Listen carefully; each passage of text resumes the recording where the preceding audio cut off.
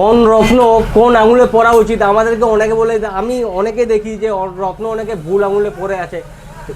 Astrology prediction সঠিক, রত্ন সঠিক, দারুণ কোয়ালিটির রত্ন কিন্তু পরে আছে ভুল আঙুলে, তার ফলেতে কাজ তো পাচ্ছেই না, উল্টা উল্টা রিয়াকশন পাচ্ছে।